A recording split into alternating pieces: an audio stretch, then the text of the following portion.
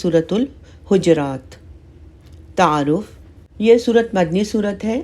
اس میں 18 آیتیں ہیں اور 2 رکوع ہیں۔ اس سورت کے بنیادی موضوع 2 ہیں۔ ایک یہ کہ مسلمانوں کو نبی کریم صلی اللہ علیہ وسلم کے ساتھ تعظیم کا کیسا رویہ اختیار کرنا چاہیے، اور دوسرے یہ کہ مسلمانوں کے درمیان اتفاق قائم رکھنے کے لیے کن اصولوں پر عمل ضروری ہے۔ اس سلسلے میں پہلے تو یہ بتایا گیا ہے کہ اگر مسلمانوں کے 2 گروہوں میں اختلاف پیدا ہو جائے تو دوسرے مسلمانوں پر کیا فریضہ عائد ہوتا ہے، اور اس کے بعد وہ اسباب بیان فرمائے گئے ہیں جو عام طور پر رہن سہن کے دوران آپس کی لڑائی جھگڑے سے پیدا کرتے ہیں، مثلا ایک دوسرے کا مذاق اڑانا، غیبت کرنا، دوسرے کے معاملات میں ناحق مداخلت کرنا، بدگمانی وغیرہ۔ نیز یہ حقیقت پوری وضاحت اور تاکید کے ساتھ بیان فرمائی گئی ہے کہ خاندان، قبیلے، زبان اور قومیت کی بنیاد پر ایک دوسرے کے مقابلے میں اپنی بڑائی جتانے کا اسلام میں کوئی جواز نہیں۔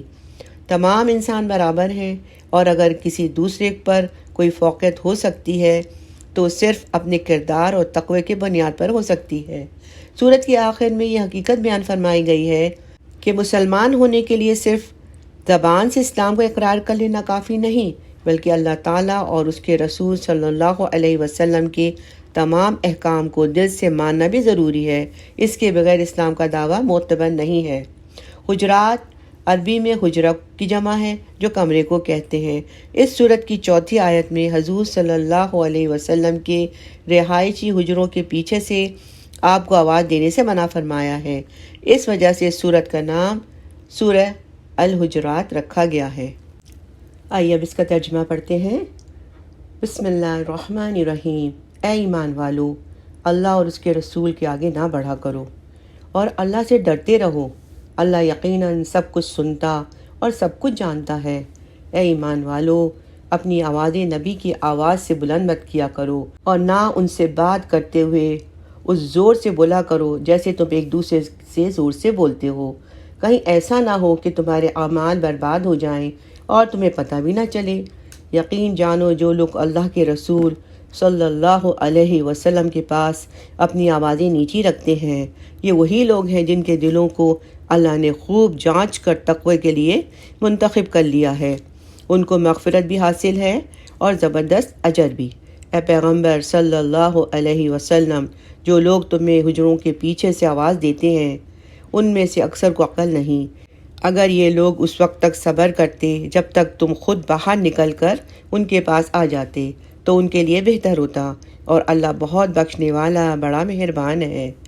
اے ایمان والو، اگر کوئی فاسق تمہارے پاس کوئی خبر لے کر آئے تو اچھی طرح تحقیق کر لیا کرو، کہیں ایسا نہ ہو کہ تم نادانی سے کچھ لوگوں کو نقصان پہنچا بیٹھو اور پھر اپنے کیے پر پچھتاؤ۔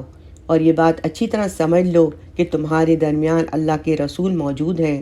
بہت سی باتیں ہیں جن میں وہ اگر تمہاری بات مان لیں تو تم خود مشکل میں پڑ جاؤ گے، لیکن اللہ نے تمہارے دل میں ایمان کی محبت ڈال دی ہے اور اسے تمہارے دلوں میں پرکشش بنا دیا ہے، اور تمہارے اندر کفر کی اور گناہوں اور نافرمانی کی نفرت بٹھا دی ہے۔ اللہم اجعلنا منہم۔ ایسے ہی لوگ ہیں جو ٹھیک راستے پر آ چکے ہیں، جو اللہ کی طرف سے فضل اور نعمت کا نتیجہ ہے، اور اللہ علم کا بھی مالک ہے اور حکمت کا بھی مالک۔ اور اگر مسلمانوں کے 2 گروہ آپس میں لڑ پڑے تو ان کے درمیان صلح کرا لو، پھر اگر ان میں سے ایک گروہ دوسرے کے ساتھ زیادتی کرے تو اس گروہ سے لڑو جو زیادتی کر رہا ہو، یہاں تک کہ وہ اللہ کے حکم کی طرف لوٹ آئے۔ چنانچہ اگر وہ لوٹ آئے اور ان کے درمیان انصاف کے ساتھ صلح کراؤ، اور ہر معاملے میں انصاف سے کام لو، بے شک اللہ انصاف کرنے والوں سے محبت رکھتا ہے۔ حقیقت تو یہ ہے کہ تمام مسلمان بھائی ہیں، اس لیے 2 بھائیوں کے درمیان تعلقات اچھے بناؤ، اور اللہ سے ڈرنا کہ تمہارے ساتھ رحمت کا معاملہ کیا جائے۔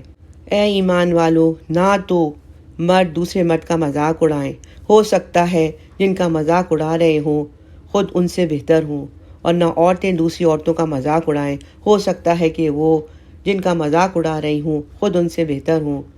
تو ایک دوسرے کو طعنہ نہ دیا کرو، نہ ایک دوسرے کو برے القاب سے پکارو۔ ایمان لانے کے بعد گناہ کا نام لگنا بہت بری بات ہے۔ اور جو لوگ ان باتوں سے باز نہ آئیں تو وہ ظالم ہیں۔ اے ایمان والو، بہت سے گمانوں سے بچو، بعض گمان گناہ ہوتے ہیں، اور کسی کی ٹوہ میں نہ لگو، اور ایک دوسرے کی غیبت نہ کرو۔ کیا تم میں سے کوئی یہ پسند کرے گا کہ وہ اپنے مرے ہوئے بھائی کا گوشت کھائے؟ اس سے تو تم خود نفرت کرتے ہو، اور اللہ سے ڈرو، بے شک اللہ بڑا توبہ قبول کرنے والا اور بہت مہربان ہے۔ اے لوگو، حقیقت یہ ہے کہ ہم نے تم سب کو ایک مرد اور ایک عورت سے پیدا کیا ہے، اور تمہیں مختلف قوموں اور خاندانوں میں اس لیے تقسیم کیا ہے تاکہ تم ایک دوسرے کی پہچان کر سکو۔ در حقیقت اللہ کے نزدیک تم سب میں سے زیادہ عزت والا وہ ہے جو تم سب میں سے زیادہ متقی ہے۔ ان اکرمکم عند اللہ اتقاکم، یقین رکھو اللہ سب کچھ جاننے والا اور ہر چیز سے باخبر ہے۔ یہ دیہاتی کہتے ہیں کہ ہم ایمان لے آئے۔ ان سے کہو تم ایمان تو نہیں لائے، البتہ یہ کہو کہ ہم نے ہتھیار ڈال دیے ہیں اور ایمان ابھی تمہارے دلوں میں داخل نہیں ہوا۔ اور اگر تم واقعی اللہ اور اس کے رسول کی اطاعت کرو گے تو اللہ تمہارے اعمال کے ثواب میں ذرا برابر بھی کمی نہیں کرے گا۔ یقیناً اللہ بہت بخشنے والا، بڑا مہربان ہے۔ ایمان لانے والے تو وہ ہیں جنہوں نے اللہ اور اس کے رسول کو دل سے مانا ہے، پھر کسی شک میں نہیں پڑے، اور جنہوں نے اپنے مال اور دولت اور اپنی جانوں سے اللہ کے راستے میں جہاد کیا، وہی لوگ ہیں جو سچے ہیں۔ اے پیغمبر صلی اللہ علیہ وسلم، ان دیہاتیوں سے کہو کہ کیا تم اللہ کو اپنے دین کی اطلاع دے رہے ہو، حالانکہ اللہ ان تمام چیزوں کو خوب جانتا ہے جو آسمانوں میں ہیں، جو زمین میں ہے، اور اللہ ہر چیز کا پورا علم رکھتا ہے۔ یہ لوگ تم پر احسان رکھتے ہیں کہ یہ اسلام لے آئے ہیں، ان سے کہو مجھ پر اپنے اسلام لانے کا احسان نہ جتاؤ، بلکہ اگر تم واقعی اپنے دعوے میں سچے ہو تو یہ اللہ کا تم پر احسان ہے کہ اس نے تمہیں ایمان کی ہدایت دی۔